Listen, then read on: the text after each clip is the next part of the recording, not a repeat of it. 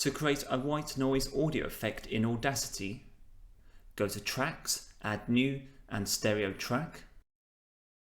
Select Generate and Noise. Ensure that noise type is set to white.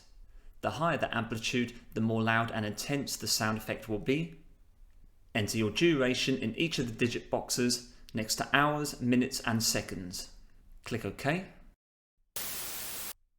Go to File, Export and export as MP3 to create your final audio file. And you're done.